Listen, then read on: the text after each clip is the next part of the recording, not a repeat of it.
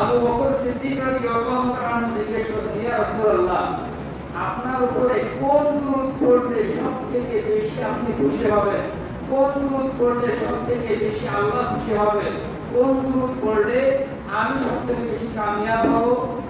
নবী সাল্লাল্লাহু আলাইহি সাল্লাম তখন আবু বকর সিদ্দিক রাদিয়াল্লাহু তাআলা হাতটা ধরছেন, ধরার পরে বলছেন, আবু বকর তুমি আমার সঙ্গে সঙ্গে বলো।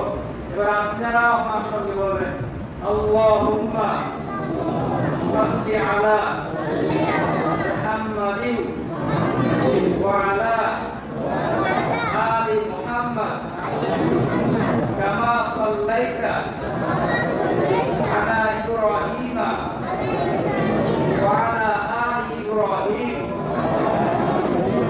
ইন্নাকা হামিদুম মাজিদ।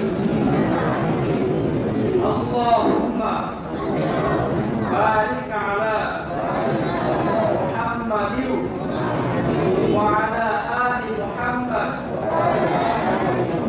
কামা বারাকতা আলা ইব্রাহিম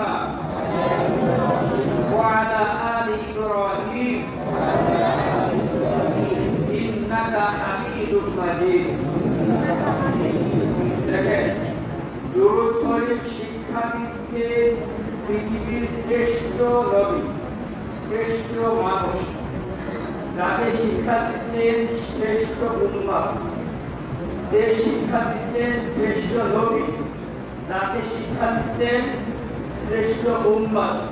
শ্রেষ্ঠ নবী শ্রেষ্ঠ উম্মতকে শ্রেষ্ঠ দুরূদ শিক্ষা দিয়েছে, আর আমরা এই দুরূদকে বাদ দিয়ে আমরা বলি আল্লাহুম্মা সাল্লি আলা সাইয়্যিদিনা, বলি না?